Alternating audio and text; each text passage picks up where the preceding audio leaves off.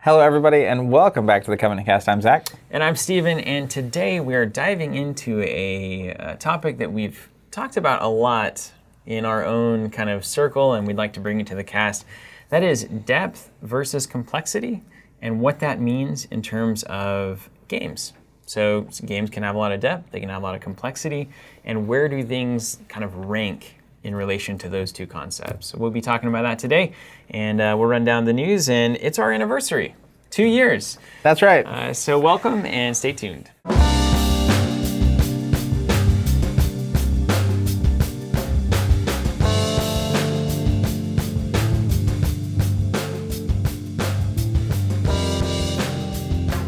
right, Here we are. Yay, we made it. Welcome everybody to our 2-year anniversary. We're so glad that you're here, and as we are saying and kind of are in the habit of saying now, whether it's your first or 91st time listening, we're so glad that you're here and welcome. You've missed 2 years if this is your first time listening, but maybe you can go catch up on 90 episodes. It's only 90 hours plus of your life. Kind of a big commitment, to be honest with you. That's pretty. We should probably create a highlight reel that's like, here's the 10 you should watch if you want to catch up on the thing. And the other piece of this is they should be getting better, right? So you can just start here and listen forward and not go miss backwards anything, until really. you aren't comfortable anymore. One thing I would say on the anniversary cast is, as you might expect, it means that there's going to be a whole lot of air horn today. Just kidding. And the entire discussion is going to revolve around Taylor Swift, lyrics, depth versus complexity. So we're glad you're here.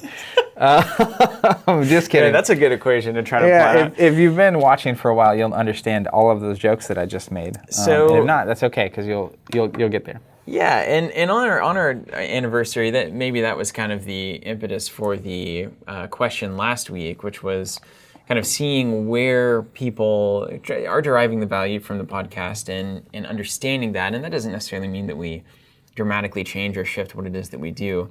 But I think it's really nice to check in and not assume what the enjoyable factors are of anything that you're doing, especially when it's one part entertainment.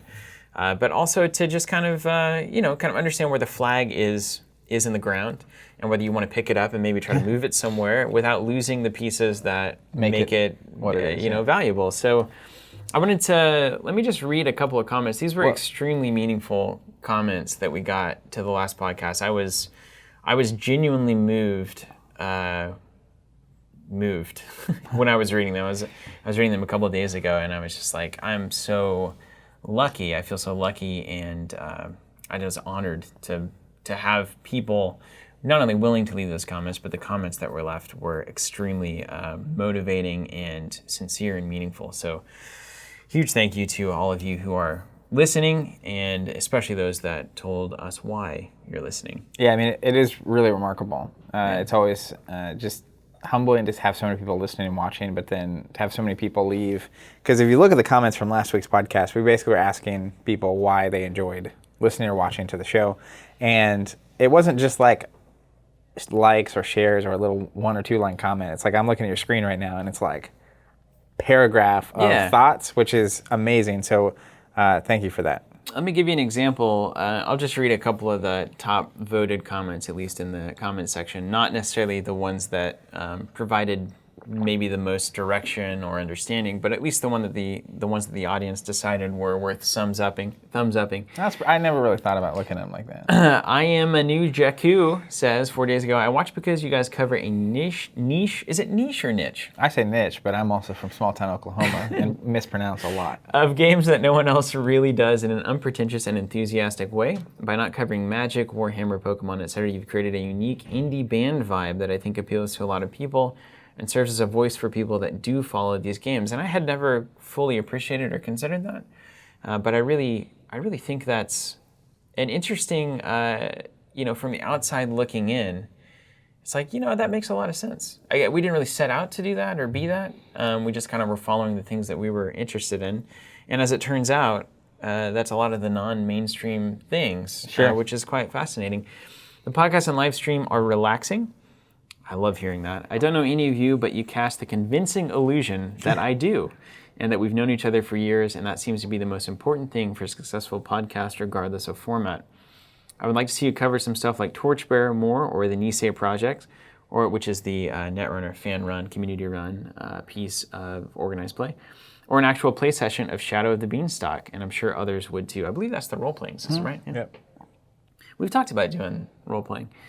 Maybe it's time for the podcast to become part of your business, i.e. a Patreon, so you can push into the envelope on content without feeling like you're not building your brand at the same time.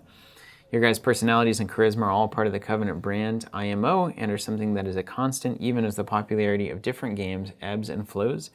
So to capitalize on it, that only makes sense. Super nice comment and filled with a lot of good suggestions. I know that we have a deep-seated disinterest in direct funding of content. I don't know exactly why. We probably should unpack that at some point over these 12 years and ask ourselves why that is. But it is an option. I guess it's not the first thing that I would go to. So if anyone's listening and is like, oh no, you're going to be paywalling stuff, and I don't think we have any real intent to do that. That's not really what we're into these days. But great suggestions, and I love this idea of the relaxing thing. I remember, when we were starting out as a YouTube channel, and over the years as we've evolved and we've kind of seen where other content creators are going and what's worked and what hasn't, the one thing that always struck, I think, everybody involved here at Covenant was like, everybody was just yelling at you, There was just kind of an intense kind of energy that was nervous. There was a nervous energy to all of the like, this card's bad and this pack is horrible and you should never use these cards and here's why, and the top 10 things that we hate about this new set and that kind of stuff. Sure. It was negative and it was very much like that nervous attention. And so whether it was subconscious or active, we've tried very much to just like relax and let ourselves be what I would call normal in front of the camera. And that's not easy to do, but you get used to it. It is not easy. I have an advantage over Zach because I grew up filming videos with Jonathan and Joey and making their movies. I remember seeing some of those like middle school and high indie school movies coming out of Chelsea, Oklahoma. Golden Rule, Yeah. Joe's Pizza 11B said, I really feel like politics are leaking into every facet of culture, from sports to movies to games. I wanted to express my gratitude to you guys for keeping the focus of the cast and TC on what really matters to all of us in this community, which is the love of games. It brings us together, and it's a safe haven from all the negativity. I can come here, be entertained, learn some things, and belong to a community without it being tribal and negative. Thanks again, guys, and I'm sure whatever direction you take the cast will be great. That's amazing. That is just great to hear. And yeah, again, a thing that I guess we didn't really intentionally do, but here we are. Our commentary is pretty focused on things that are very interesting to this industry specifically. There's obviously I feel the same way. I'm bombarded by all of these kind of cultural messages all of the time, and it's nice to just engage with something purely without the additional commentary. Sure. And then finally, let's go to Matt Phillips. He's got a 9 like on this comment. Reason I watch you guys is that you play games I enjoy, but honestly, it's more your personalities. That's always just an incredibly, I don't know, it's weird to hear that, I'll be honest with you. I like your personality. Yeah, it's like, well, that feels awesome to know. I mean, honestly. Good, great. You come across as good people who lack arrogance and have open minds. There are a lot of people in gaming who have valid opinions but express them in ways that are disrespectful. And it's refreshing to see humility and respect in genuinely good players. I've watched 80 plus of your videos. It's amazing. And will continue to watch many more due to these reasons. It's awesome. So that's great, right? That's something that we can't change. So I guess that's glad it's built in. Very helpful. So there's a lot of these comments that we've read through, and that, like I said, they are supremely meaningful. I can't stress that enough, and it's hard to stress it without coming off as maybe like insincere. So however it is that I need to phrase the words, I mean it 100%. Like I literally, personally, this is a very meaningful thing. I know that's the same for you, Zach, as well. And this is very productive for us and very helpful, and we've already had some conversations based around this kind of feedback and how we can, move more in the direction that people are finding value in.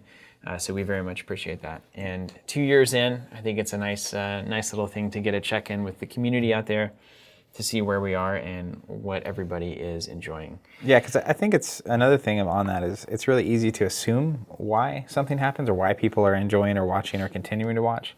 And it's entirely different to actually hear in your words what it is that you like about the show. So it's really helpful. Super helpful.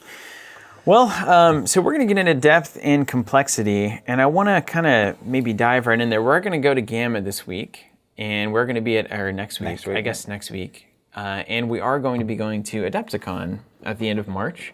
Yeah. So if you are at any of those events, please watch for us there. And if you are interested in, a lot of the commentary was talking about showing the industry as a retailer, understanding the back, kind of the back room of tabletop gaming and what goes on and what it's like to be in this industry rather than this hobby.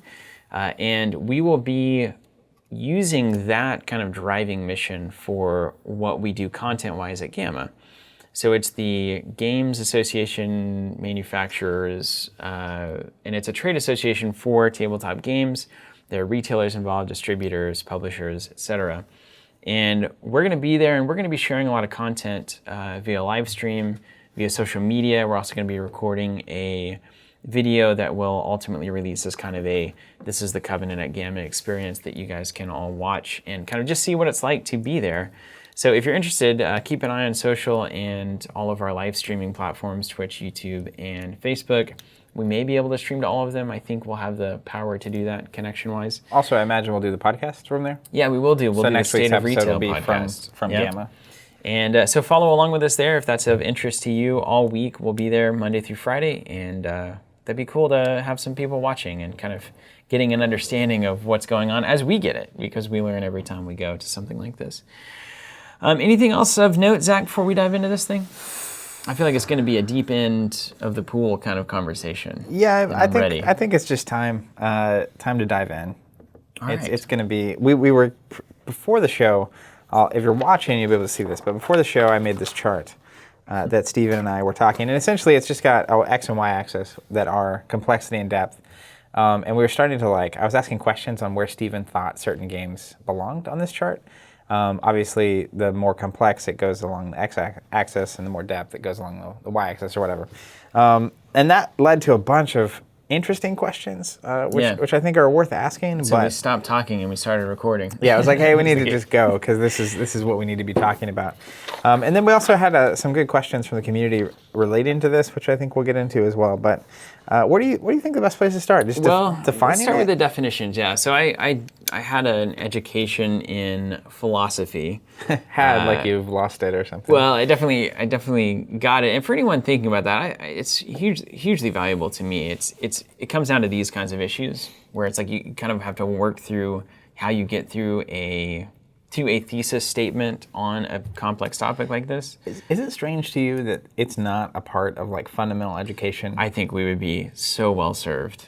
Just the capacity to reason and logic things out in a way that's formal. There's a process for it. That's the thing. It is formal. There's a process essentially for this. Math. I mean, it's crazy. It's as formal as math in a lot of ways. Symbolic logic is really just the beginnings of math. And you can create an equation for every argument, and you can look for what variables you can prove or disprove to break that argument down, right? So if an argument is relying on maxim x for all of its key equals, then you better be 100% confident on that. Then if you can disprove x, then you can tear that argument down, right? Yeah. And so it is a very formal process, and I think it's so relevant to just the human experience to be able to utilize reason in these kinds of ways. So yeah, I would suggest it to anyone, and even if you're 14, 15, 16 and it's not actually being offered in a formal setting, it's there's a number of great books, just basics of logic that you can check out. So I would definitely suggest that. But on that note, you have to start by defining the terms that you're going to use. And here's my basic and easy definition. Oh, you came with pre-built definitions Yeah. in. I did not. So my definition of depth is simply the number of meaningful decisions. So you would gauge the depth of we're obviously not talking about Taylor Swift lyrics, we're talking about tabletop games. You would gauge the depth of a tabletop game by the number of meaningful decisions that occur throughout that game. Right. Represented potentially as a percentage of all decisions or a percentage of, because I think about a game that takes 30 seconds and it has a meaningful decision. Yeah. Technically, that's 100% of the decisions made in the game might be Right. super meaningful. But obviously, there's a quality to the depth that we're also kind of dancing around, which is Well, I would also, but that's kind of, and that's where it veers into complexity. So you kind of have to define meaningful too, and that is like a decision that actually impacts the outcome of a game. And the thing about a meaningful decision is even if you only have one, I don't think it's a ratio. I think it's a straight up quantity. Because like a non-meaningful decision in a game to me is a waste of time. Sure. Right. So like even if you It's have just like bookkeeping. Even if you have 25 non-meaningful decisions and 25 meaningful decisions, you hit your 50%. I'd rather have a game with 26 meaningful decisions and 0 non-meaningful decisions, which I guess would be 100%, right? So if you think about it in that kind of a ratio, that would work. But my intent would always be to minimize non-meaningful decisions and maximize meaningful. And that's where you get to complexity, which is the mechanics that you need, the mechanics that are necessary to create those decision points. So if you're going to have meaningful decisions in your game, which I hope you're planning on doing, how many mechanics are you using to create a meaningful decision point? And the more mechanics that you create, the more complexity that there is. Now, it's possible that by adding those mechanics, you can create additional meaningful decision points that expand greater than the sum of the complexity that you're aiming at. Basically, with each element you add, you could potentially get to meaningful decisions that otherwise couldn't exist. Correct. And I hope that's why you're adding mechanics. Sure. Right? Now, the other piece of this, and I think this is something that is kind of at the end note, the punctuation of what is probably a little bit more of a clear-cut depth versus complexity argument. The initial response to that from me is I want the least amount of complexity and the most amount of depth. And you would say, well, that seems obvious. Why would anyone not do that? Aside from like maybe just less good of a game design, the reason you do that is I think for theme and flavor. There are a number of mechanics that don't create more or different meaningful decision points, but they create a different feel of those decisions.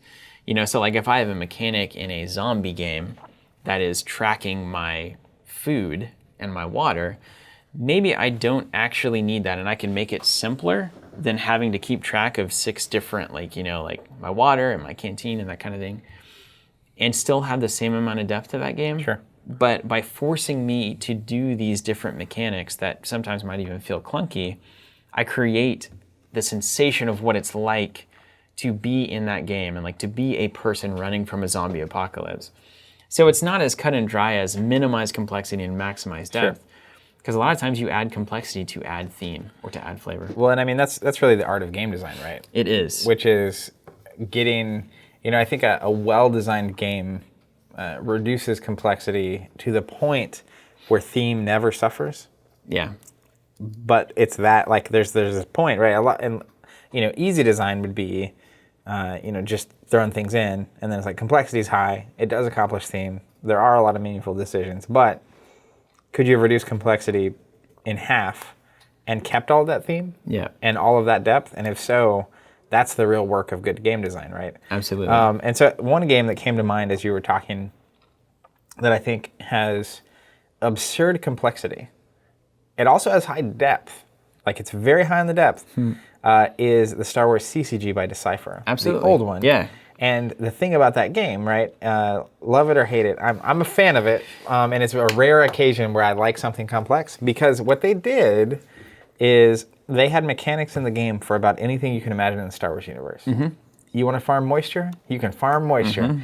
But the reality is that they actually introduced so much complexity. I think there's a fair amount of complexity you could actually remove from that game, and theme wouldn't suffer. The depth of the decisions wouldn't suffer. You might lose a little bit of depth, or proportionately. You would lose mostly a little bit of theme. Okay. So, like, yes, it's the idea that you can moisture farm is cool, but like no one actually moisture farms. Okay. Or like, right. It's the same argument with like when we were talking at some point about combo decks, or mill. Mill is better. Where it's like mill being the deck archetype where you're trying to run your opponent out of cards in their deck to win rather than beating them at the game at hand. Yeah. Essentially. Now, ironically, the Star Wars CCG, you literally win by your opponent not having cards left. Okay. That's the only win condition? The win condition is you have your deck is your life force. When you get to the end of the deck, it shuffles back in. But there's actions you take throughout the game that drain your opponent's force, and cards get removed from the game. Very cool. And I had forgotten that. Yeah, the only way to win is to remove all those things. So, that said, because sometimes one of the issues the game has is that sometimes if you're moisture farming and I'm building an Imperial fleet, we have wind conditions that never interact with each other. Yeah. So it's so complex that there's actually ways of playing the same game in which we're not actually playing against each other. Like we're playing next to each other. Yeah. And there's some things you can do to stop them a little bit, but like versus, as an example, if both decks have a fair mix of like spaceships, planets, locations, and characters, you get 90% of what you think about Star Wars as. Epic space fights, planetary control, character duels, or gunfights with a bunch of bounty hunters and rebel soldiers or whatever. And so like there would have been a way to mechanically, I think, and again, that game came out in 95, 96. Sure. So this is early in the card game era.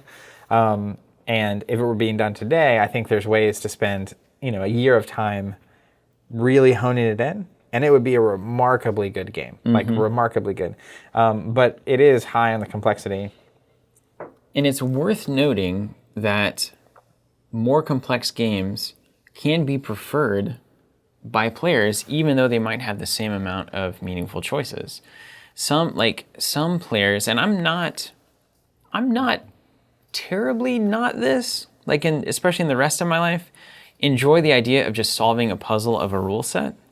And so it's like that's part of the game experience. Sure. Is learning the ins and outs of every possible thing. And I think a lot of role players, especially early on in the D&D and even the 40K, what I presume, not being, or Warhammer Fantasy, not having experienced that, my guess is that those big, thick rule books are a joy for some people to like dive into and just try to master, Sure. right? And I knew people that I role played with early on who knew that Dungeon Master's Guide front and back, and they loved that experience of maybe we don't get more meaningful choices out of that, and maybe we could pull some of the mechanics back, but I love it being clunky Sure. and chunky, and having to learn it. Well, and I think that is a hugely important part of this conversation to me, which is if there was a XY axis, I'm motioning my hands for those listening, you can't see it, of complexity and depth, the kind of games that you're looking for or desire, the experiences you want, and how much fun you're going to have doing it, are actually completely relative and subjective to each individual.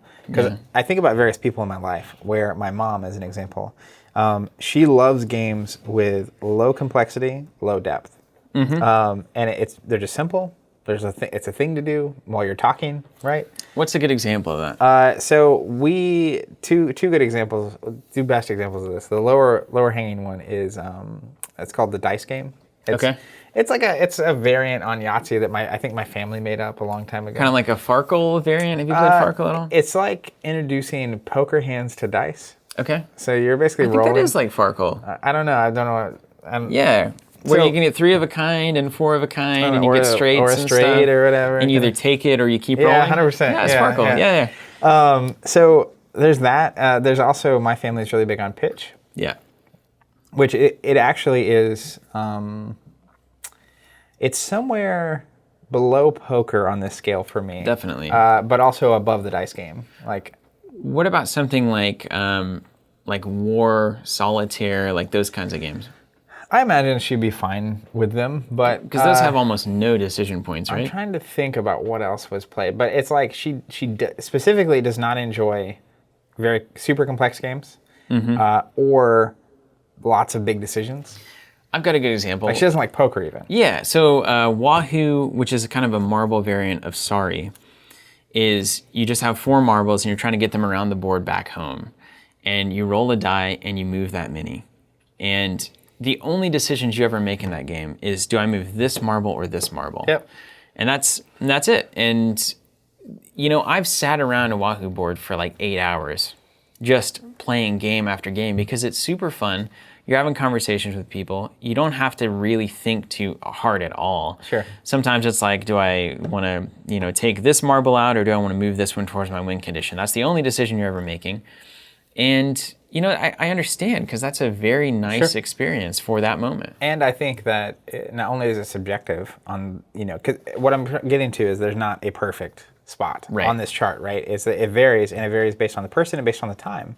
Because like there are sometimes, I like having in my life a game that is medium complexity, really high depth, something I can think about and build decks for and obsess about and do that kind of a thing, play every week kind of a thing. But I also enjoy pitch when the family's around. Yeah. But I wouldn't play pitch every week. Like I would get bored, right? Because the depth is actually pretty low once you kind of know what's going on. I found that once I had played enough pitch, I was just kind of automated 100%. in how it goes. Well, and that's what, so in the family, it's kind of a family game. So they're just typical teams as well.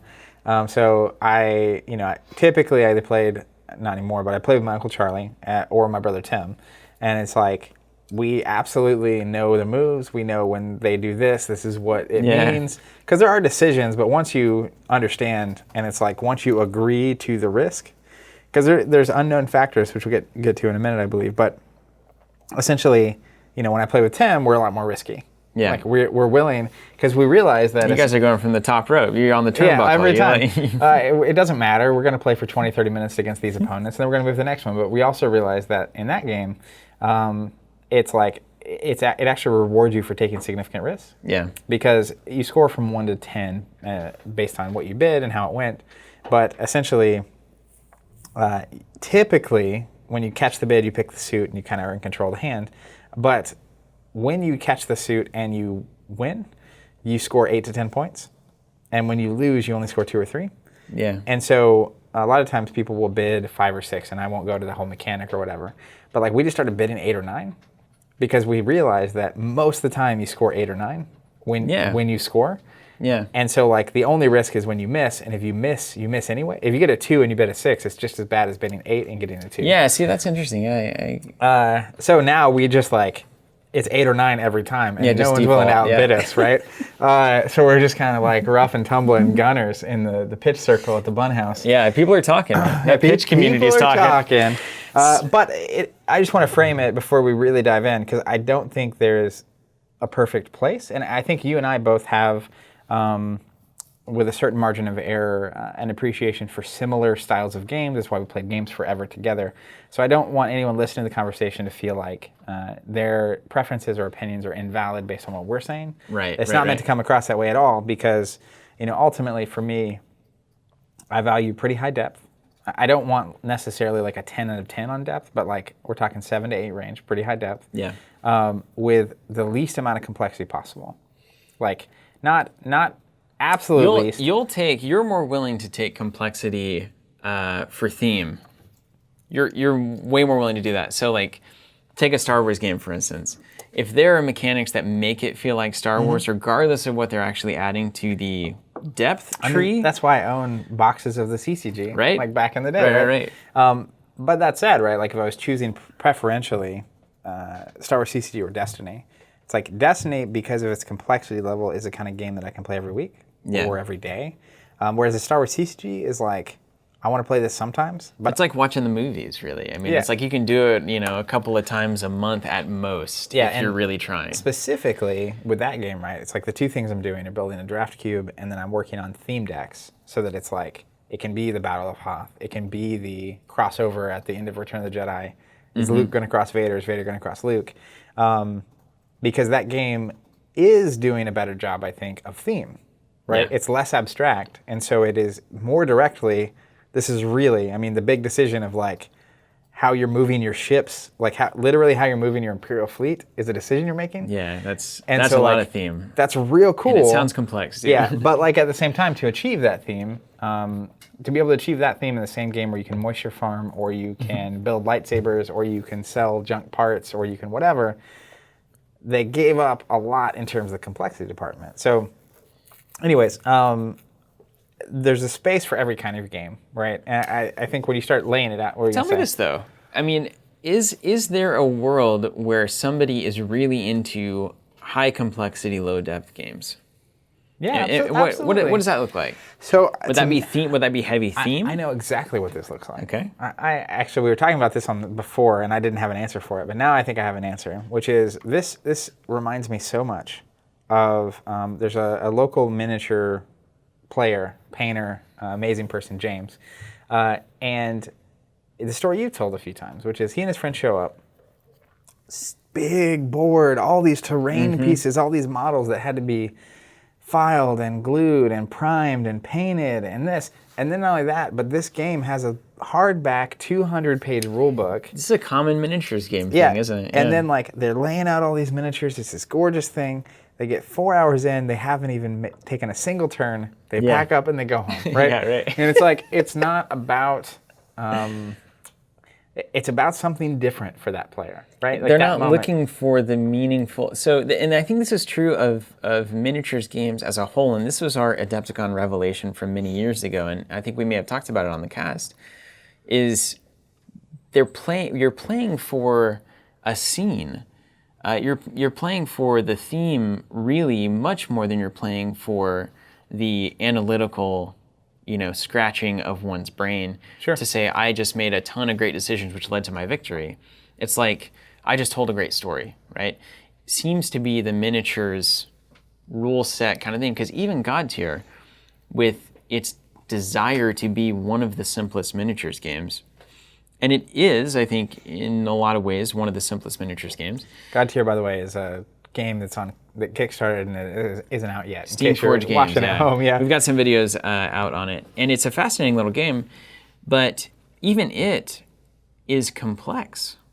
I mean, you've got to know, you've got to move your things, and it's got hexes, so it's less complex than rulers. Well, they streamlined a lot of the surrounding elements of the game. A lot of even just the distribution. You can play with anything. Yeah, like list building is literally choose 3 champions, and they come with their units, and then that's what you do. Setup is, here's a map that you put out, put your characters on the board, let's go.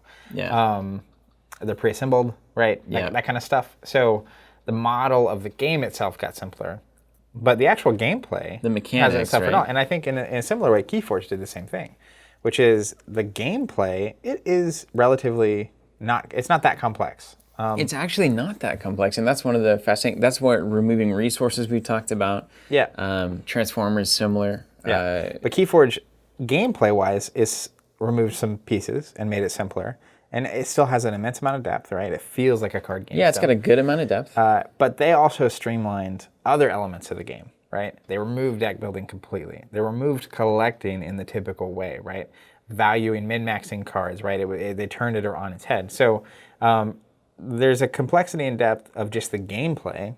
Sure. Right? And then the overall there's game. Complexity of the actual just playing the game in general, which is a piece of this. And I think with here, we really should just probably narrow down on the gameplay. Gameplay, it's gonna be overwhelming. Yeah, absolutely. And let's talk about Keyforge, because a lot of our audience has played and experienced Keyforge. In these kinds of games where there's no interruption that your opponent does, which are my preferred kinds of games, would you say that it's reasonable to always achieve the best possible turn given the variables that you know? I think it's possible to make the highest probability choice. And that should always be the case with pretty much any game. You're trying to do that thing.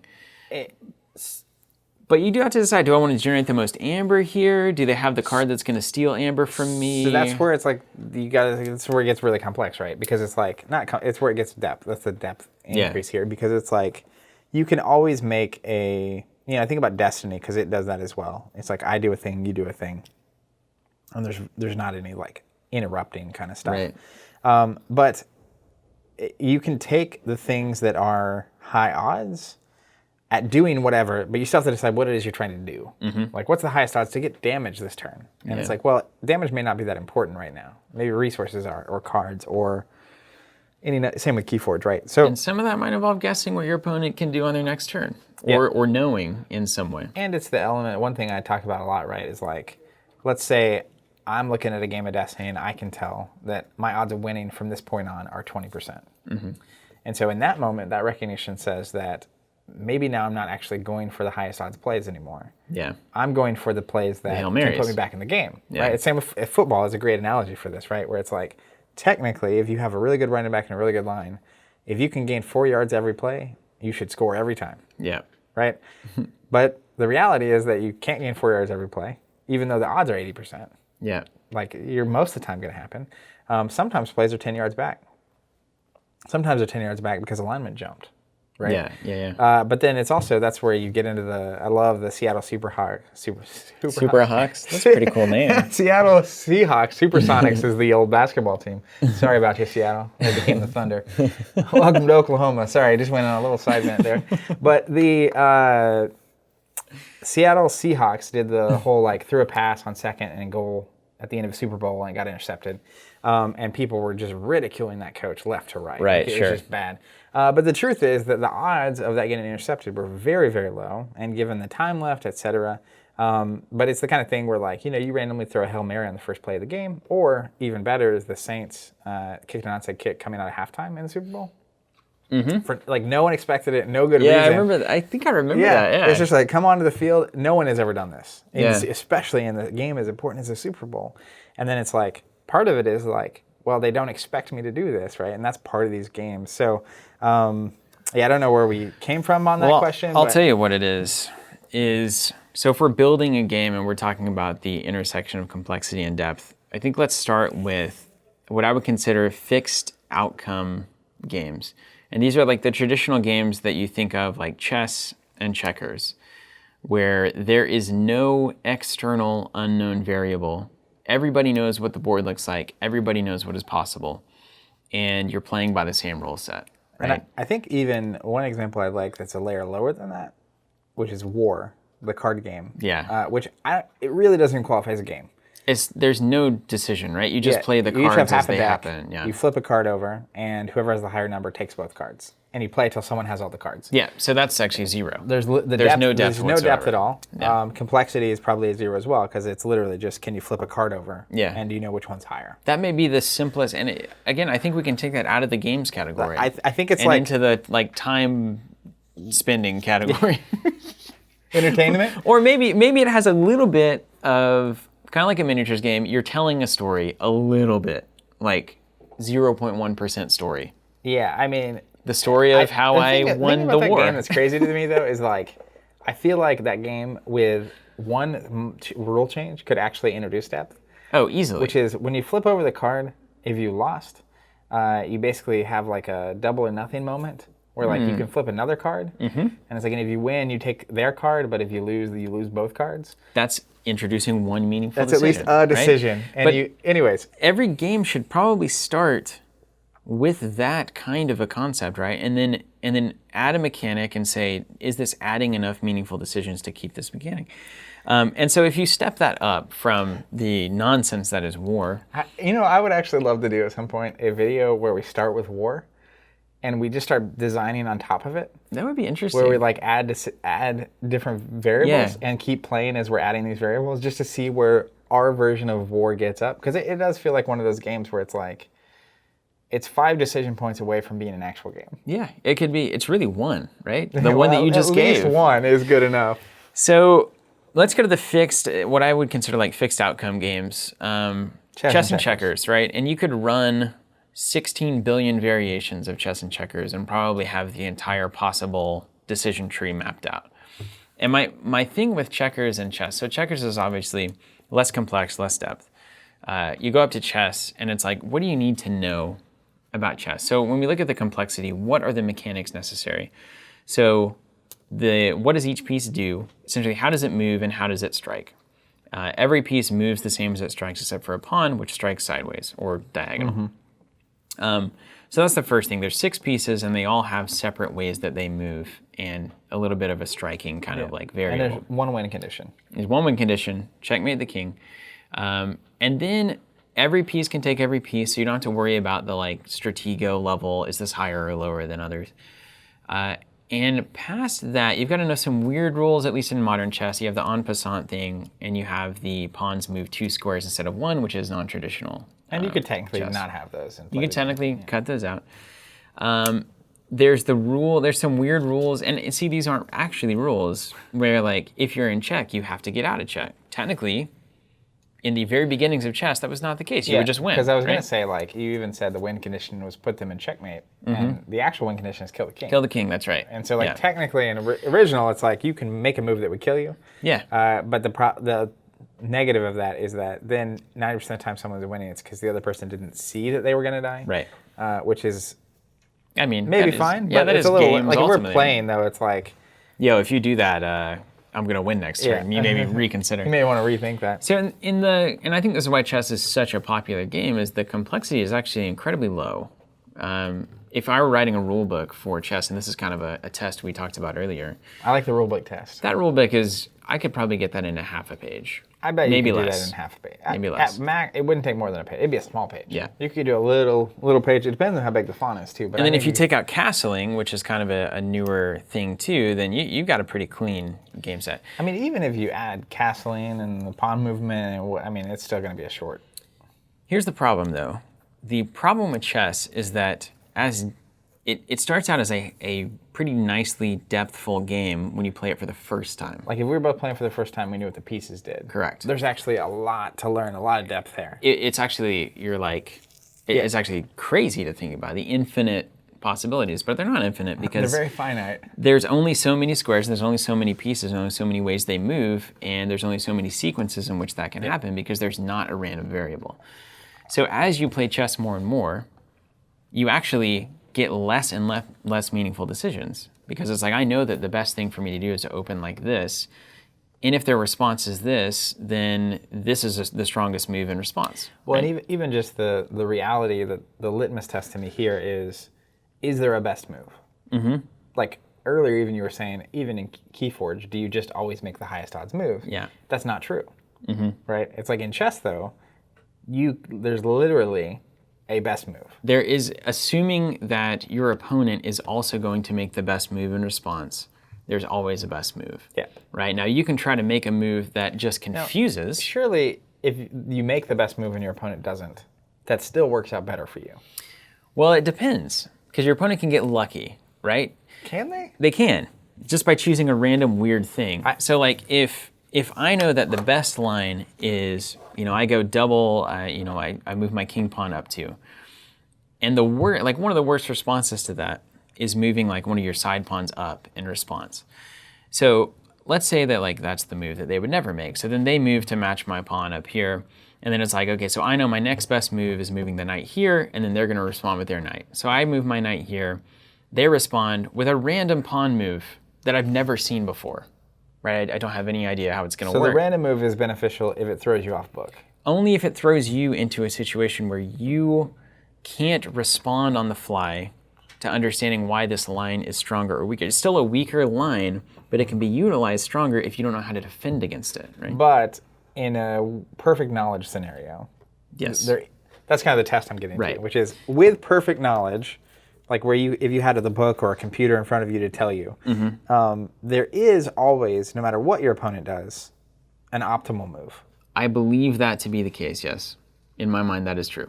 I think that's true. Yeah, that actually must be true. That's the test to me. Given all games known, that is true. Yeah, it's like you literally, there is a way, even if we get to the computer test, which is like, could we program a computer to always make the best move? Is that feasible? Yeah, we're pretty close, I think, at this point. Yeah, it's relatively close. And you can do the same thing with checkers, and that probably ends in just like that'd be a weird same game over and over again. Yeah, it's kind of like, so a simpler version of checkers to me is tic-tac-toe. Mm-hmm. It reminds me, it's in the same vein, where it's like, there's small things you can know that can make your odds way higher. Like I play against my 8-year-old. Until your opponent knows them. Until your opponent knows them. And then it's just stalemates. Then it's literally stalemates. Yeah. So I don't think checkers ever feasibly ends in stalemate. I think it has to actually come to a conclusion. What if you never move your back row? Well, you have to make a move. That's part of the game. So eventually your opponent gives you a piece that you have to jump over with your back row. Now you have a back row that's open, and it's a big problem.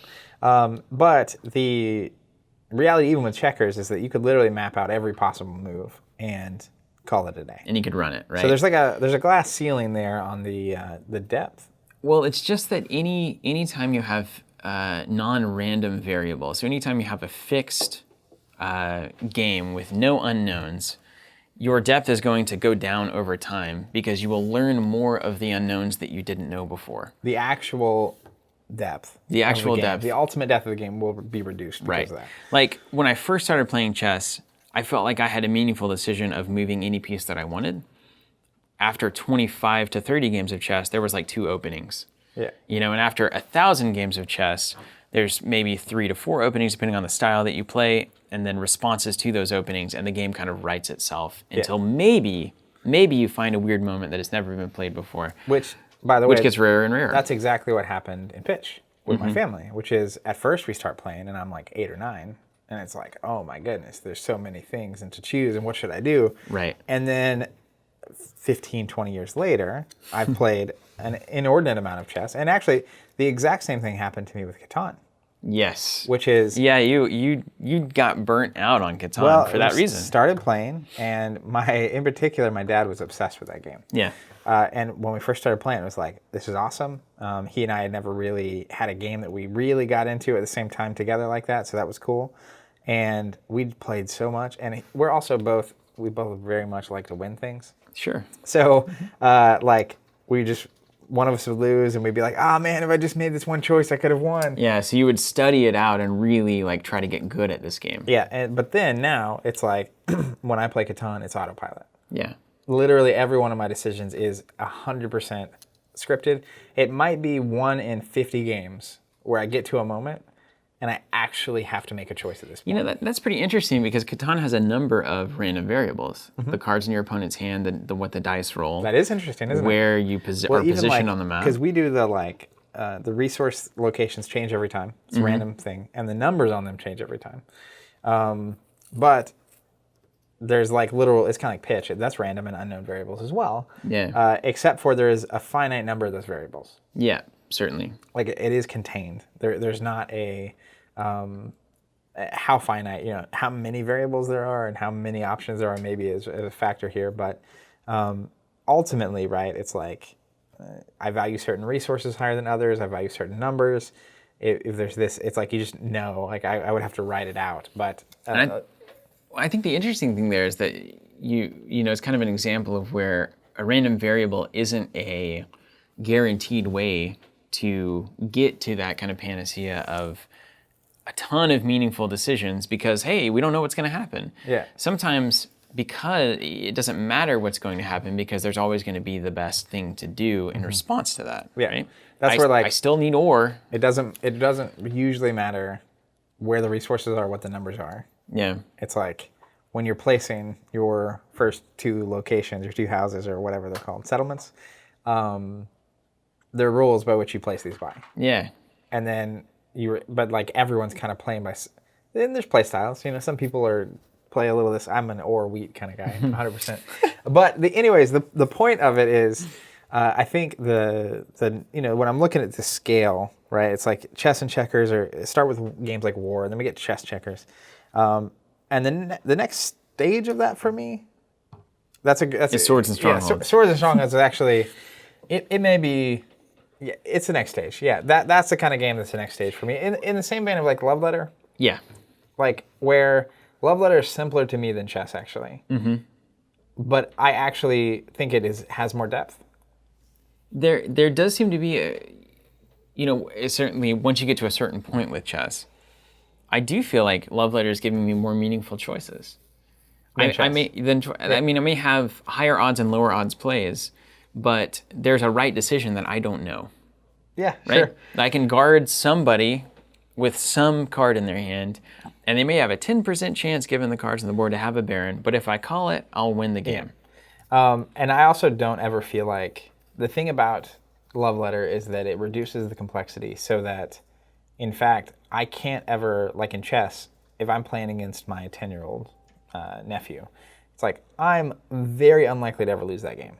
Yeah. In the same way, if I play you again in chess, I'm very unlikely to win that game. Well, I haven't played in a long time, so who knows? And I still think I'm very unlikely to win. Because I'm literally still operating in chess, not from memory at all. Yeah. From exchanges and I'm still playing it by feel every play, which is not how you get good at chess, right? That's correct, There's a thing there.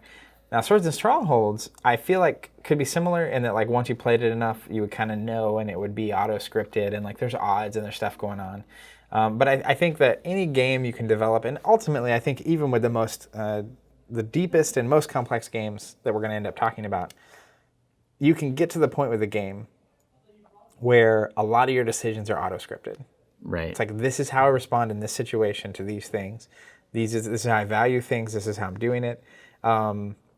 So that's worth considering. Yeah, but if you look at a game like Swords and Strongholds, and for those of you who have never played it, which is probably a large number of you listening and watching right now, it's a beautiful, beautiful little game by one of our favorite folks, Luke Crane, who did Torchbearer and Burning Wheel, has a lot of role-playing systems. Recently did a Viking LARP game that's really, really cool. And is like head of games at Kickstarter. So he definitely got some chops. So this is a game based on, in the Mouse Guard comics, there's essentially like a pane in the comic that is two mice playing some sort of strategy game. Kind of like, was Sabacc or whatever in Star Wars? What's the chess-like thing? Is that Sabacc? That's the Jarek. Yeah, something like that. And people can create rule sets that fit what they presume is the game. The video game. What's the card game that came out? Kira would know. Oh yeah, the Witcher thing? What's the card game? Gwent. Yeah. So basically you have a thematic thing that these two mice are doing, and then the creator of Mouse Guard and Luke had made a Mouse Guard role-playing system, and they basically said, can you make a board game variant of this? It's wide open because there's one scene that features it, and we know it involves mice on a wooden board. Yeah. And so this is what came out, and this is one of the greatest examples to me of low complexity, high depth games, and a lot of abstract games are like this because theme not being important, you have no reason to add complexity that isn't increasing meaningful decisions. Sure. So the theme here is there's mice on the board. I mean, there's nothing past that. That are maybe fighting for territorial control? Yeah, maybe. And it's just like, you can think of it as chess, so every piece can in some capacity take every piece by knocking it off the board. And there are ways that you do that. Every mouse moves one space, not a problem.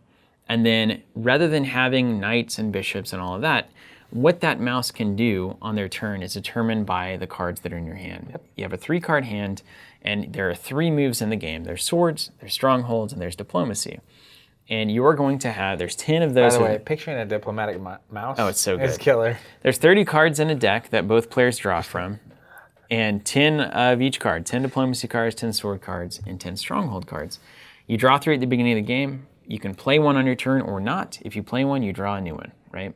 So you basically just explained the rules of that game in a single sentence. Yeah. So I don't know your 3 cards. You don't know my 3 cards, and we start to play. And the point is either to knock all of your opponent's mice off the board, standard win condition, or to build a stronghold in one of their back corners. Like to say, like, I've captured the flag, basically. Yeah. So those are essentially the rules of the game. And so the complexity is quite low. But as compared to chess, no matter how many times I play the game, my moves are dependent, the quality of my moves is dependent on how my opponent can respond, and that is an unknown to me, right? Until we get to the very end of the deck and I can count out the 3 cards that they have in their hand, that's the only time I have a definite decision that is good or bad. And even then, who is actually doing that? Right. Hopefully nobody. Yeah. But it reminds me of a chess-like game that you're not incentivized to memorize the moves. Obviously, your starting position can change every time. That's why the Fisher Random, is that what it's called? Yes, Fisher Random in chess, yeah. Is the only way I'll play chess now. Yeah. Is like, if we mix up the back row, completely random. Let's do it. Then like, now you have to play by feel. This isn't by book anymore. And obviously someone who knows the books is going to recognize patterns that are way faster than strong me. lines and that but kind of thing. I can play against most people in my circle at random chess. Yeah, you do okay. And at least have a good time. Yeah, right? that's the key. But with this one, right, it's like, and it's possible that you could play it enough that, kind of like with Catan or like with Pitch, there's just the right thing to do. These are 3 cards I have in the hand. This is the board position. There's a right thing to do. Yeah, but here's the difference, and here's the key. So let's say that there are 20 cards that have been discarded. I've got 3, you've got 3, and there are 4 cards left in the deck. And I know that, and these are fake percentages, I know that there's a 10% chance you have a sword and a 50% chance you have a stronghold. The correct play is the one that doesn't worry about the sword. That is my best move that won't get sorted off the board, and I will win next turn, let's say, because there's only a 10% chance. But the thing is, I could be wrong about that. Sure. Right? Because there's hidden information. In chess, I could never be wrong about what you're capable of doing. Because that queen moves like that queen moves. It always time. does. Yeah. And I can see the board. And in this one, I can see the board, but I can never be 100% sure, aside from by the time we've gotten through the entire deck. Sure. what your next move, what you're capable of doing on your next move. Well, and I think this is orders of magnitude, right? Where it's multiplication, not addition. And the reason I say that is that in chess, because every piece always moves the same, right? The fact that you change in mouse guard, way less pieces. Swords and strongholds. Swords, yeah, I always call it mouse guard. The mouse guard variant. Well, it's a reasonable thing. It's mice in the mouse guard universe. Yeah, but the fact that the pieces, there's one piece except for what they do varies, right? Immediately skyrockets the depth of the game because with actually in some ways reducing complexity. Yeah. Because there's one piece and then the thing it does is a literal card sitting in my hand that I can read. Yeah. So like I wish they had actually explained on these cards what you could probably what get a that deck does. like that if you want to. Anyways, so you actually that's a great example to me of reducing complexity and yet increasing depth, right? And then we get it further into other games that kind of do this, and I think that's where you get so into like the deepest, most complex games for a while that you forget the pathway that got you here, kind of thing. Definitely. But I think that is an incredible example of the kind of design that appeals to me, where it's like ultimately the depth and complexity of this game is lower than I typically play, but the reality is I like it if only because it represents the kind of design I'm most appreciative of. Yeah, and I think that's why the abstracts are typically kind of where it gets, like, we love abstract games. You did so much with absolutely nothing. But at the same time, if I'm looking to have a richly thematic, narrative, story-driven experience, Swords and Strongholds is not going to do anything for me. Exactly. Right? It's a purely game, right? Yeah. It's just us in our minds playing this game. And we have great moments, but it's not because I can imagine this mouse triumphantly, sorting your mouse off the board. It's because I outsmarted you or you outsmarted me. Now, or I didn't think you had it and you did have it. Sure. Or I had it and you didn't think I had it, right? Those kinds of moments. and this brings me to another game that I think is worth mentioning because it has an incredible number of meaningful decisions you can feel. Very simple, but it's the mind. Yeah. Which is a stack of cards 1 to 100, and round one everyone gets one card, and as a team of people you're trying to play your cards in numerical order from lowest to highest. So if you have 1, I have 8, and Bryce has an 82. We're trying to get you to play it, me to play it, then Bryce to play it, without saying a word. Without any gesturing, talking, indication of what you have lower or higher. You can't gesture. Well, I can't go thumbs down means I have a But you low can be card like, or yikes, or yeah, you can kind of I'm be pretty like confident. It's like, yeah, I know I should play this. So you're reading people's faces and but there's a lot, because by round 5, everyone has 5 cards. I think it's a card that's based on the number of rounds, right? So if you have 5 players, round 6 is everyone has 6 cards, and that becomes an incredible challenge. Yeah. But you're making decisions based on other people's emoting energy, right? And being in sync, and there are people, it's this inexplicable thing, which also makes me want to talk about poker in a second. But there's this inexplicable thing, especially if you play with people you know, where you start understanding, do you understand each other's cues well, or how well? And anyways, there's just a lot of decisions you have to make. And there's very quickly. Almost none complexity to that game. Almost none complexity. But there's a ton of meaningful decisions. But there's also, if you look at it from the other side, can a meaningful decision exist when things are too random? Right? Where it's I could have made the right move, but I didn't have enough information. So how could I possibly determine the best thing to do? That gets to the depth of the meaning of that decision, right? Which is how meaningful? Yeah. I also think on the complexity front, right, is in the mind, there's very little complexity, but that also means you have very little control. Yes. And so that's the thing with, I think going back to the start with CCG, immense complexity, immense control. In the same way that if I'm playing someone that's been playing for a while, they're going to beat me almost every time, no matter what happens. Yeah. Because they have 100 we're adjusting 100 levers throughout a game, and they know all the levers and what they do, and I'm just trying to figure out where the levers are. Control may be another variable in this entire equation, actually. I think it is, because maybe we bake it into meaningful. I've talked to, and it's a balance, right? Where it's some people, it's they want absolute control. That's for people like chess, because they have control. There's no hit and miss. There's no die. Some people hate games with dice in them. Yeah. Whereas I love them, because when we talk about chess and poker, which I think are the two pillars. It's like they're pillars of examples of what we're talking about. So chess to me, not chess, poker, ever since I was a kid, I've loved because there's hidden information. There's Texas Hold'em specifically. You don't know what's going to flip on the table. You don't know what your opponent has.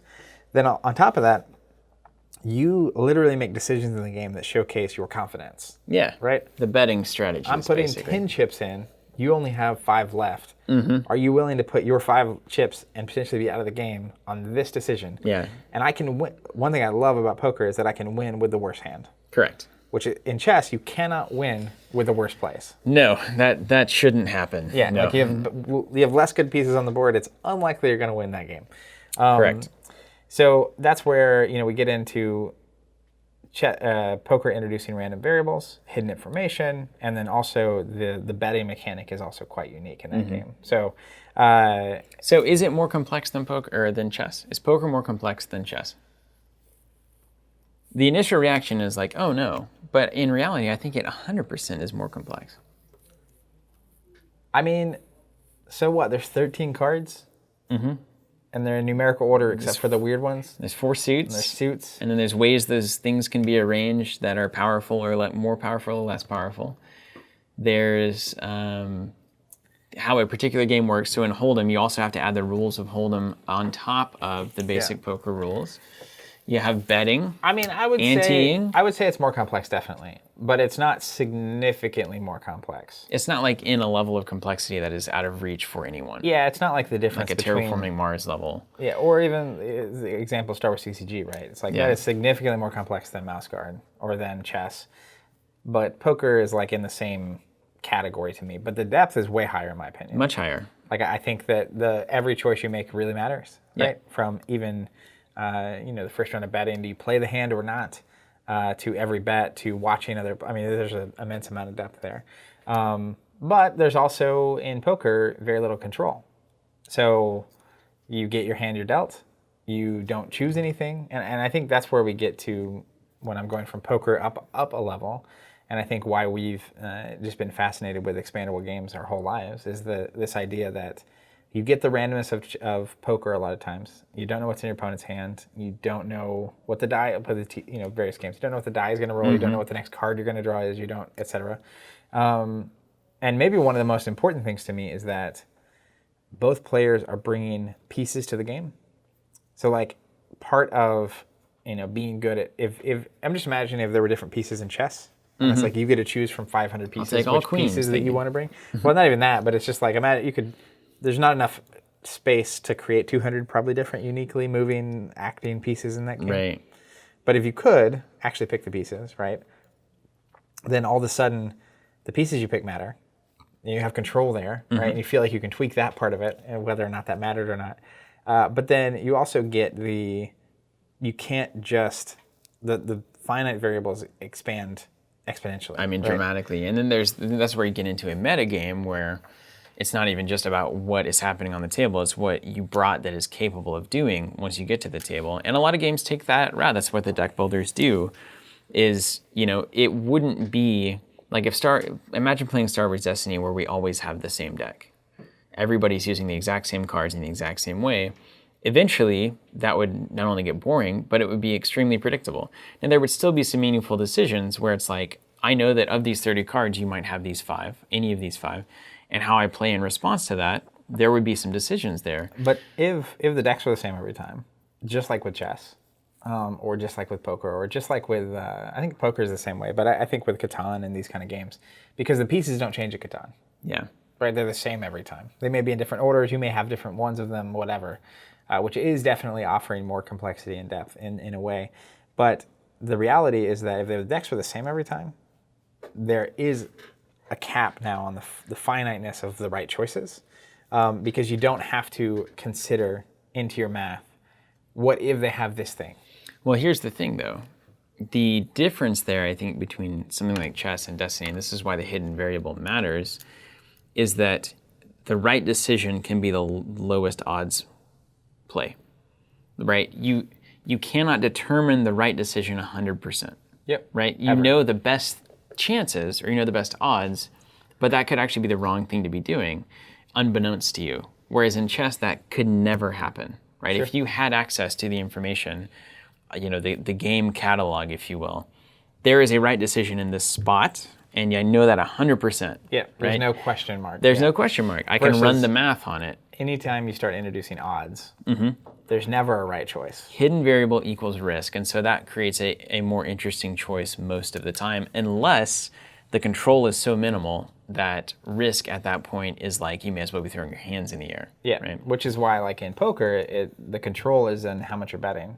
So as long as you can understand the odds as they're happening, you can decide when it's worth taking the 20% bet because you're behind and you need to catch up, or when it's if you're way ahead, like if you play conservative, right? It's like you're only taking 90% plus chances because I'm just trying to whittle you out of chips, right? But or sometimes you get a hunch. If we're both at about equal, right? If it's one-on-one heads up poker and we're both at about equal, it's like making the call that's a 30% odds, but if you win, you basically just win the table. It's like, I mean, I don't know that you should ever make that choice, but people make it and win all the time. But it could be the right choice. That's the thing, is it could always be the right choice, even though it's the wrong thing to do. Yeah. And I think that's just an incredible way to think about the way that a game can work, and why hidden variables and random information is so important, is that it essentially removes the finite nature of the decision tree. Well, it can go on forever, and the right decision can be the wrong choice, or the right choice can be the wrong decision, and that's fascinating. Yeah, right? I mean, it keeps it fresh, right? And yeah. I think that's why the two examples I want to talk about real quick are Keyforge and drafting. So drafting first, I look at like Destiny, and part of the thing that makes things stale for me is when a meta happens. A lot of times, people say a healthy meta, and so a healthy meta is usually the case where you have a wide variety of decks that are available, archetypes and common cards to see, so that there's no right choice. Like, this is just the best deck to play. And also, when you go to an event, you won't just play the same thing the whole time. Yeah. But even then, what ends up happening is that, let's say there's 10 decks that are playable in a meta. Those 10 decks are all still very similar. In that, if you're playing against this particular deck, it's going to be 90% of the same cards. Yeah. So you start predicting it like you do with chess. And it gets a lot less interesting for me, right? Yeah. Where it's immediately like, well, now the person who just memorized the playbook the best, and because you go to tournaments, you hear people, and it's like, oh yeah, if I get paired against this, these are the cards I'm looking for in my opening hand. This is how I approach it. This is my strategy. This is my thing. And it's like, because they've just played a billion games, right? And they might get to 99. They can't get to 100. They can never get to 100. It's just, here's how I approach it, and then if I miss, it's like, it's fine. But I took my best chance, kind of thing. Which is, it's its own game, and it's fun for a while.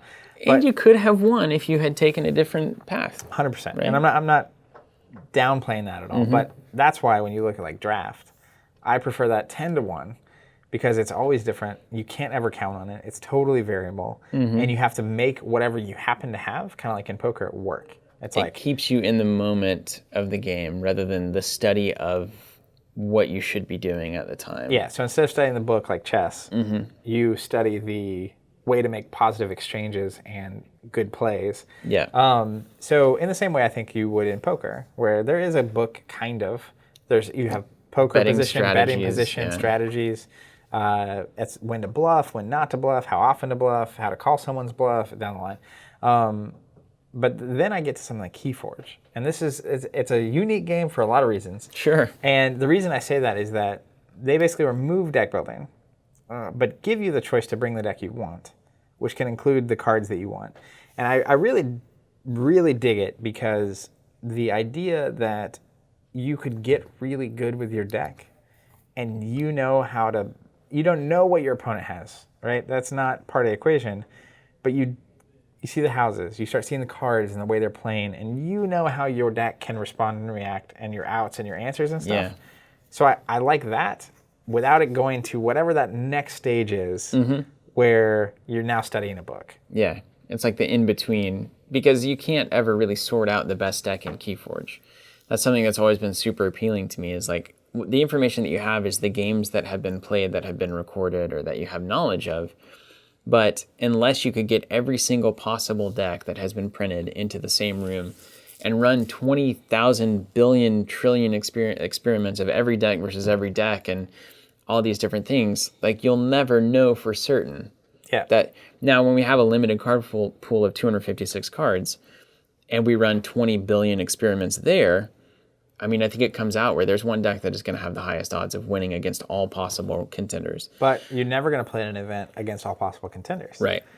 So that limits, if you say, of these 5 decks, which one is the best, you could run that experiment and probably figure that out. Right? Yeah. I have to imagine the answer is there. But that's where, like, if you had a 300-person tournament, you're going to play 8 rounds with a cut of however many, maybe 10 games. It's like those 10 games could literally be against something that is so unrepresentative of the rest of the card pool. It's obnoxious, right? Right. But there's still fundamentals, like gaining amber, the main resource mechanic in the game, is still important.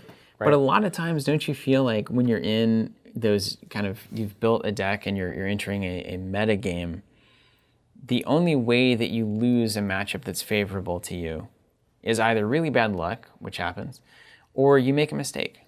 And I feel like the games where you're winning or losing based on this matchup is going, this matchup's going to, I'm going to win this game coming into the match, and I'm only going to lose if I screw up or I get totally hammered by random chance. Which both I don't think those are very satisfying. Neither of those feel good. Right. Right? Like, that's not... That's why the tension is there. Yeah, it's like, of course it is. It's like your options are either you win, which is what you expected to do, or you lose because of a mistake or bad luck. And then it's frustrating. And that's frustrating. Yeah. But that's where I think, kind of come full circle to our own personality types inside of these games that we play, is like, we always have preferred to play offbeat.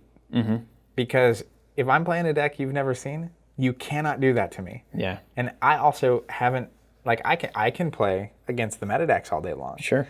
But like, if you're playing offbeat, it at least keeps it interesting. It's more interesting. And they have to make interesting choices, which is why I love doing that. So there's an option for people that want that. And then the people that want a more chess-like structure. And 'cause there's a ton of those people. I know so many people in Destiny that do that. It's like, these are the 12 best decks. I've run this test 200 times. This is the one that's objectively the best, and here's how I play against all these decks. Yeah. It's like, and my bad matchup is this, and I'm just going to lose when I play against it. Yeah.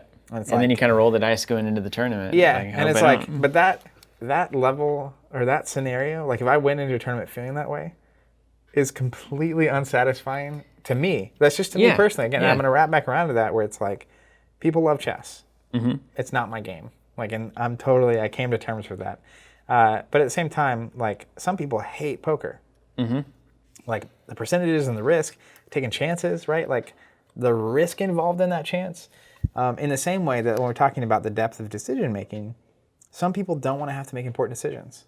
Right, or few of them. And that's why I think my mom hates those kind of games. Sure. Because like, if everyone at the table is watching her and it's her turn to make a big decision, that's not what she wanted. No, that's not fun for her. That is not fun or enjoyable for her. And this is all extremely relevant especially because if you have 8 friends and you're trying to get them involved in tabletop games, or if it's your wife or your husband and you're trying to share your love of the hobby with them, you might be looking for totally different things out of games.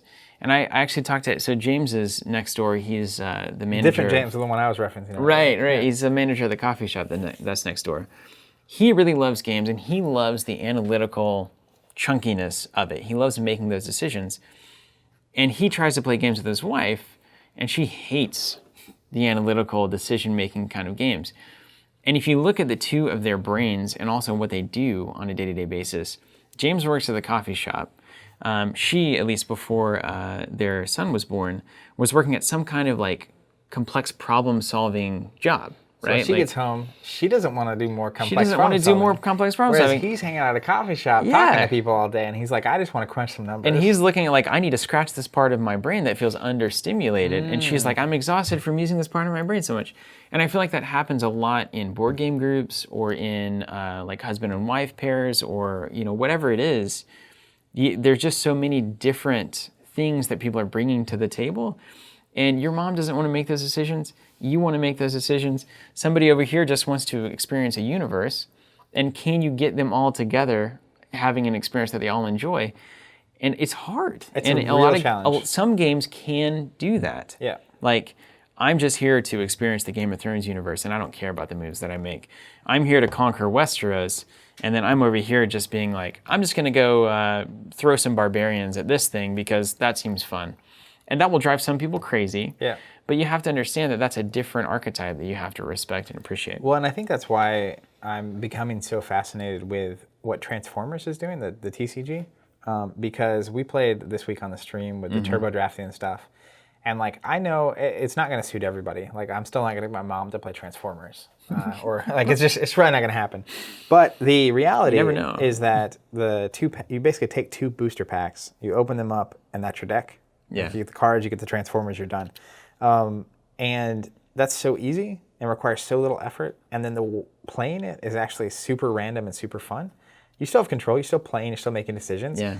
But like the randomness factor is notched. It's going to 11 now. So the reason I say that though is that like I've constantly now, because I spent a long time, playing card games competitively at high levels of lots of preparation and testing and and I would try to play the offbeat things, but then I would practice against the meta decks for 2 months leading up to a big event. But I started realizing like this very problem, which is you look at your friend group and who you're wanting to hang out with, and it's like, well, this doesn't appeal to most people I know. Yeah. So like if I want to hang out with most people I know over games, which I think are an incredible tool for hanging out and connecting with people, I got to find something else, right? So it's part of why we have a monthly paint day, not even a game. It's like hanging out and painting miniatures. And it has nothing to do with winning, right? It's literally just gathering to gather and like do this hobby together. All the way to, I'm looking at, there's Keyforge, but there's the Transformers Turbo Draft, where I have people that don't want to buy a bunch of stuff and deck build and figure out how to make a deck 2 work. packs. It's like, well, we're here, we can each grab 2 packs and we're ready to go and like have a good time. So it is a challenge. And I think, everyone that's into tabletop games, or most people that I've met that do have this shared interest in like sharing it with people and also bringing more people in, because it has led to so many meaningful experiences and connections in their life. And so I think a bridge to where we want to get in terms of tabletop gaming is going to be based on figuring out ways of playing these games that you can play it where it's fun and you like it, and I can play it the same way, and that's compatible. So it reminds me a lot of this. I'm going to use the Star Wars TCG again. I didn't think I'd use this example so much. The game that probably very few people actually know about at all. Yeah. The thing about that game is that the upside was if you want to moisture farm and I want to have a fleet, we can do it. And that's pretty cool because like I'm into fleets and Darth Vader and cool stuff, and I would definitely be into moisture farming. And you're into moisture farming, right? But where it missed in that regard, and just an analogy here is like they didn't find a way of making those two really connect against each other. Yeah. So finding a way for you to play how you want to play and me to play how I want to play at the same time against each other. It's very difficult. Is the challenge. If not impossible. Yeah. And the other, I'll leave you with, there are 3 thoughts that I think I have that I need to get out. This ended up being a podcast. Well, like I said, I think it was the deep end of the pool was headed there. One is, I think we need to get rid of the idea that somebody wants to play a game, a certain type of game on the complexity depth scale, and that they will grow out of that if you get them involved, where it's like the gateway game of like, I'm gonna show you Catan, and then I'm gonna hit you with Scythe, right? Like, I think people most of the time probably just want to stay where they are, right? And that's fine. So not feeling the pressure of like, I'm not a real board gamer until I'm playing these big chunky games is something that everybody has to come to terms with and respect and appreciate. That person may never want to play the analytical game with you, and you might never want to play the theme-driven game with them. Can you find a way to compromise with each other and not try to get them to your team, but just appreciate that they have a different preference and work with that and enjoy the connection that's happening more than how it's happening? Sure. The second thing is, I think this is why we've seen the genres established as they are. Card games are the quickest and cheapest way to introduce the most amount of variables in a very short amount of time. Print it on a card, right? Here we go. If I have 20 miniatures available to me that I might play versus a deck that can be consisted of 500 to 600 cards, that's why the genre is what it is.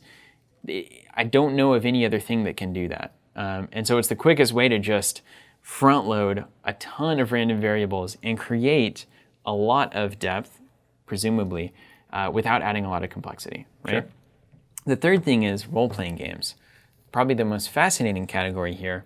I feel like role-playing games are in a completely different league, but that if we put them on this scale, you can have extremely low complexity on role-playing games, which essentially gets down to improv and just like acting with each other. But you add a few mechanics to make it a little more thematic, and it is infinite depth because the meaningful decisions that you're making are literally creating a story. It's like writing a book. I mean, it's limited to your mind. It's limited to your brain Literally. and collaborate, and maybe even beyond your brain because you're getting input from other people. Yeah. So it's very similar to like, how many meaningful decisions do you make when you write a book? It's like every word is right? actually, well, and I think that's where, another could be a whole topic is, because I want to talk about RPGs for a second, which is, the thing about RPGs is because they're so potentially rules light, that is another thing that actually could either get people in or keep people out. Yeah. Where it's like some people, the structure, like part of what makes, I think, games so connecting is that we have a shared activity and we're agreeing to a set of behaviors and rules. Yeah. And we're both partaking in that, and now we immediately have something that's shared. Yeah. And it could be that we hang out and we're acting like people, right? So I'm going to act like the King of France, and you can be whoever, and like we can act that out, and like this is a thing we're doing. That's role playing, right? Yeah. And there are role playing games that have way more rules and way more structure. Like to that. Torchbearer is a great example. A lot of structure, and it's to create a certain kind of theme, an experience of the game, right? And so you're adding a ton of complexity that is not. It's actually limiting meaningful decisions because you can't do anything you want. What's the Jonathan quote about innovation and having rules and being bound, and like something dies of freedom? Freedom. Innovation dies of freedom. Born of restraint. Creativity. Born of restraint dies of freedom. Kira's got it. Born of restraint dies of freedom. Yeah. Yeah. So there's that as well, which is having borders. But I do think you're right in saying that like the depth potential in an RPG is almost limitless. Yeah. If not limitless. There's nothing you can't do. And for some people, that's amazing, right? And for some people, that's terrifying. Yeah. Let's get to some questions here, Zach. We may have to come back in and do a part 2 on this. Yeah, I think we could. Because we've got a lot of time. 5 minutes, and I got to get out of here. Hashtag Ask Covenant. Here are a number of questions that were given in response to this particular prompt. I'm going to run through them very quickly, Zach. To answer this well, you have to define depth and complexity from Trent H. at Gaming Trent. I view depth as meaning hard and meaningful strategic decisions. Awesome. We hadn't actually read this beforehand, so we're spot on there. And complexity is meaning lots of rules. I love depth, so I don't think there's a game that's too deep. Complex games without depth are bad, in my opinion, and I'd say the only complex games without depth that are great, I think, are super heavy theme and story-driven games that have a lot of mechanics, but not a lot of meaningful decisions. I can get on that page.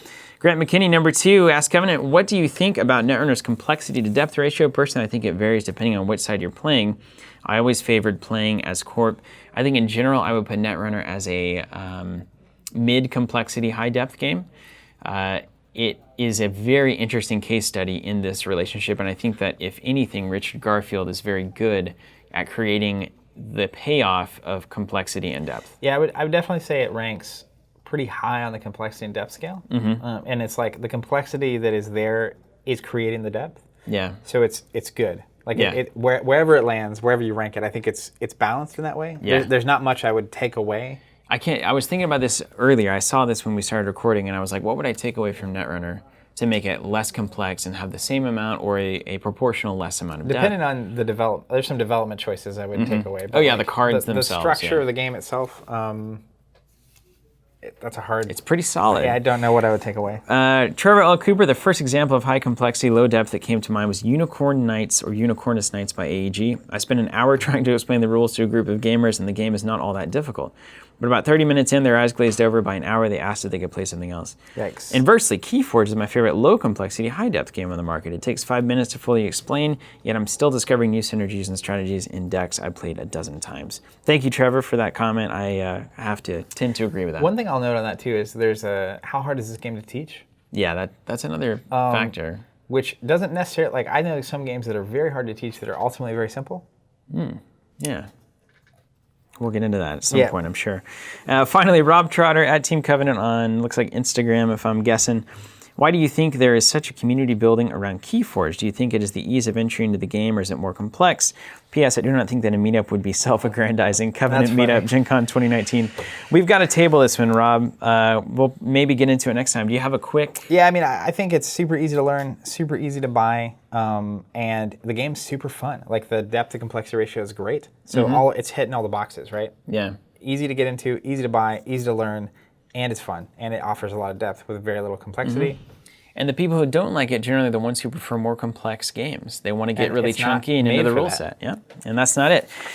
Well, there we have it. Thank you so very much. This is our 2nd year anniversary, so I feel like we're justified in going a little long on this one, Zach, although that seems to be the trend recently these days, because we just can't talk to each other enough, can we, around here?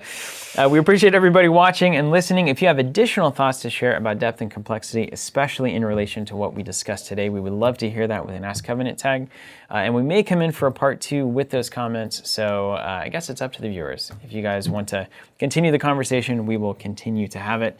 Anything else, Zach? You got anything to end with? I don't have a question to end with. That was the question. That was the statement. Statement ended. More thoughts about depth and complexity if you've got them. Otherwise, we'll see you at Gamma or follow along in our Gamma coverage over the course of the next week. Thank you guys, and until next time, keep playing.